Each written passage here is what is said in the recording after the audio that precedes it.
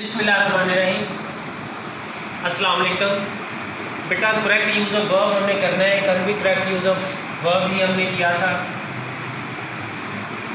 तो first sentence है all is well that dash well. All is well that dash well. ये एक proverb है, ठीक है। तो प्रोवर्ब में हमेशा प्रेजेंट इंडेफिनिट टेंस इस्तेमाल करते हैं, ठीक है। सब भला अंत भला प्रेजेंट इंडेफिनिट इसमें यूज़ करेंगे। इस प्रोवर्ब का मतलब है कि अगर एंड वेल है तो सब कुछ वेल है, यानी अगर काम आपको जितनी भी मेहनत करनी पड़ी, जितनी भी मुश्किलात आई, अगर एंड पे आप उसमें कामयाब हो गए तो इसका मतलब है कि सब अच्छा है। उसके बाद है what is she dash now. Do इसमें वर्ब है, तो ये तो आपके लिए बहुत आसान हो गया। नाउ प्रेजेंट कंटिन्यूस की निशानी है। नाउ, नाउ डेज, ये सारी, ठीक है। These days, at present, at this moment etcetera, ये प्रेजेंट कंटिन्यूस की निशानी है। और इसके अलावा इसने इज़ खुद ही लगा दिया है। What is she doing now, ठीक है। इज़ ऑलरेडी लगा हुआ है, हमने सिर्फ वर्ब लगाना है। और वर्ब की यहाँ पे फोर्थ फॉर्म यानी प्रेजेंट पार्टिसिपल आएगा, क्योंकि ये नाउ प्रेजेंट कंटिन्यूस टेंस है।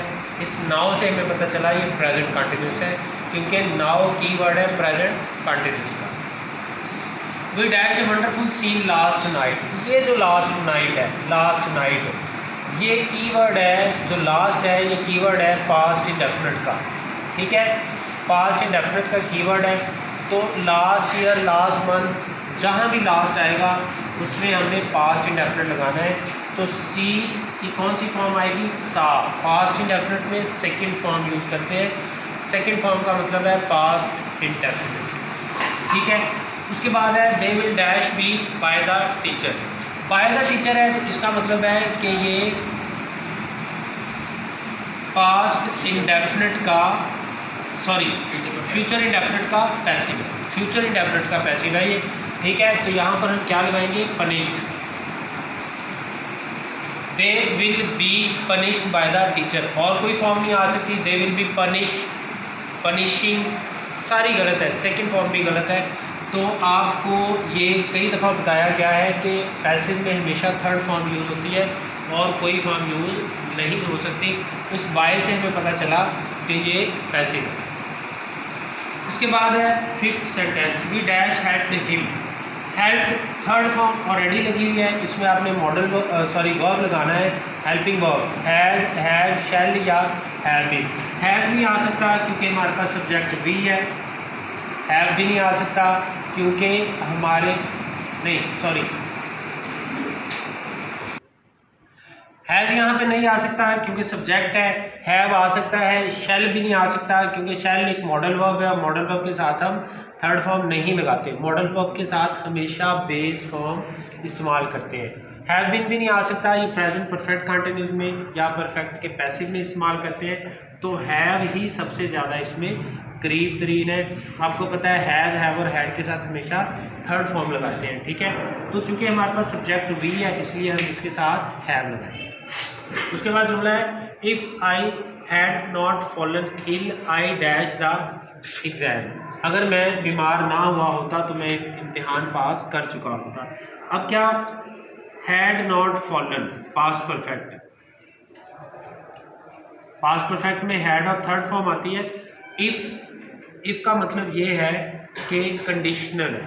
तो अगर इफ़ वाले हिस्से में पास्ट परफेक्ट हो तो दूसरे हिस्से में वुड हैव और थर्ड फॉर्म, वुड हैव और थर्ड फॉर्म। ये पास्ट परफेक्ट और वुड हैव थर्ड, ये थर्ड कंडीशनल है। थर्ड कंडीशनल में पास्ट परफेक्ट आता है, सेकंड कंडीशनल में पास्ट इंडेफिनिट आता है और फर्स्ट कंडीशनल में प्रेजेंट इंडेफिनिट आता है, ठीक है। Present indefinite first conditional, past indefinite second conditional और पास्ट परफेक्ट का मतलब थर्ड कंडीशनल। उसके बाद है ही dash a book 3 days ago.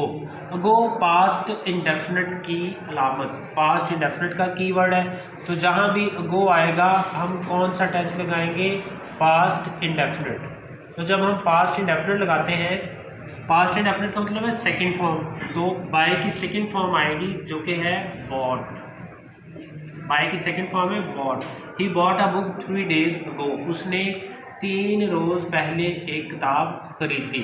Past indefinite क्यों लगाएंगे? क्योंकि अगो कीवर्ड है पास्ट इंडेफिनिट का। अगो, बिफोर, यस्टरडे, लास्ट, कोई भी गुजरा हुआ ज़माना, कोई भी गुजरा हुआ जो ज़माना है उसमें पास्ट इंडेफिनिट टेंस इस्तेमाल करते हैं। उसके बाद 8th है sentence number, he dash for England tomorrow. Tomorrow, जैसे अभी मैंने आपको बताया कि हर गुजरे हुए ज़माने में पास्ट इंडेफिनिट इस्तेमाल करते हैं, तो इसी तरह से हर आने वाले ज़माने में फ्यूचर इंडेफिनिट इस्तेमाल करते हैं। आने वाले ज़माने में फ्यूचर इंडेफिनिट इस्तेमाल करेंगे तो ये क्या बन जाएगा? He will leave for England tomorrow, कल वो इंग्लैंड के लिए रवाना होगा। कल वो इंग्लैंड के लिए रवाना होगा। क्योंकि आने वाला ज़माना है तो फ्यूचर इंडेफिनिट टेंस हमने इस्तेमाल किया। वुड दैट आई वर, वर आएगा, जुमला आपने बहुत दफ़ा किया हुआ है। Would that, as if, as though, I wish, if I were you, इनके साथ हमेशा वर लगाते हैं चाहे सब्जेक्ट कोई भी हो। हालांकि वैसे हम आई के साथ नॉर्मली वॉज लगाते हैं, ठीक है। तो चूँकि वुड दैट है पीछे, इसलिए इसके साथ हमने वर लगाया। उसके बाद है we generally dash Urdu in college, verb है इसमें हमारे पास स्पीक। तो ये जो वर्ड है जनरली, ये की वर्ड है प्रेजेंट इंडेफिनिट का। प्रेजेंट इंडेफिनिट का जब हमारे पास कीवर्ड आ गया जनरली, तो आसान काम है हमारे लिए कि हमने इसको प्रेजेंट इंडेफिनिट बनाना है इस टेंस को। हमारे पास अब सब्जेक्ट है वी के साथ जब हम स्पीक लगाएंगे तो इसकी बेस फॉर्म लगाएंगे, ऐसे इसका इजाफा नहीं करेंगे। अगर हमारे पास ही, शी, इट या सिंगुलर नाउन होता सब्जेक्ट में तो फिर हम इस स्पीक के साथ एस का इजाफा ज़रूर करें। उसके बाद है इट डैश सिंस मॉर्निंग।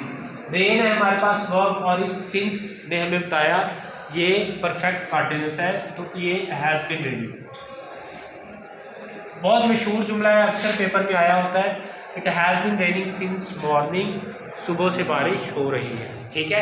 ये एक मशहूर जुमला है जो अक्सर पेपर में आ जाता है। It has been raining since morning, सुबह से बारिश हो रही है। और ये जो सिंस है ये परफेक्ट कंटीन्यूअस की अलामत है, यानी की वर्ड है परफेक्ट कंटीन्यूअस। उसके बाद है I dash anything since morning, not eat है हमारे पास, तो इसका मतलब है ये इसमें भी सिंस है, लेकिन चूँकि नॉट है तो फिर ये परफेक्ट बनेगा। परफेक्ट, मैंने सुबह से कुछ नहीं खाया है, आई हैव नॉट ईटन, ठीक है। ये सिंस वाले जो सिंस और फॉर है ये प्रेजेंट परफेक्ट में भी आता है और परफेक्ट कंटीन्यूअस में भी। लेकिन अगर ये परफेक्ट में आता है तो नॉर्मली नेगेटिव सेंटेंस होता है, हमेशा नेगेटिव नहीं होता। नॉर्मली आमतौर पर जब ये परफेक्ट में होता है तो नेगेटिव सेंटेंस में होता है। जैसे मैंने सुबह से कुछ नहीं खाया है, तो अगर हम यहाँ पर लिखेंगे I have not been eating anything since morning, तो ये सेंस इसकी ठीक नहीं बनती। इसमें इस जुमले में इसमें भी सिंस है, इसमें भी सिंस है, लेकिन यहाँ पर हमने परफेक्ट कंटिन्यूस के तौर पर यूज़ किया और यहाँ पर हमने परफेक्ट के तौर पर, क्योंकि नेगेटिव है। जैसे येट होता है, अगर यहाँ पर येट हो फिर भी हम परफेक्ट के नेगेटिव के तौर पर उसको यूज़ करते हैं उस जुमले में। Charity dash at home, begin हमारे पास वर्ब है तो क्या लगाएंगे? बिगिन्स। ये भी प्रोवर्ब है। प्रोवर्ब जो है वो हमेशा प्रेजेंट परफेक्ट में प्रेजेंट इंडेफिनिट में होता है। प्रोवर्ब प्रेजेंट इंडेफिनिट में होती है। तो चूँकि चैरिटी हमारे पास सिंगुलर नाउन है, सब्जेक्ट सिंगुलर है, तो इसलिए हमने यहाँ पर एस या इसका इजाफा कर दिया। उसके बाद है if I dash to Lahore I would buy things for you. अगर मैं लाहौर गया तो मैं तुम्हारे लिए चीज़ें खरीदूंगा। अच्छा, इफ़ है तो इसका मतलब है कि ये कंडीशनल है। इसको आपने कैसे आइडेंटिफाई करना है? इफ़ है तो कंडीशनल है, ठीक है। अब आप ये देख लें कि फर्स्ट कंडीशनल में प्रेजेंट इंडेफिनिट और फ्यूचर इंडेफिनिट होता है, सेकंड कंडीशनल में पास्ट इंडेफिनिट और दूसरी तरफ वुड के साथ फर्स्ट फॉर्म। तो ये वुड के साथ फर्स्ट फॉर्म है, इसका मतलब है ये सेकंड कंडीशनल है। तो सेकंड कंडीशनल में कौन सी फॉर्म लगाते हैं? Second form. If I went to Lahore I would buy things for you, ठीक है। बार बार आ रहे हैं जुमले, अब आपने इनको याद रखना है। इफ़ वाले हिस्से में मैं फिर एक दफ़ा रिवाइज करवा देता हूँ।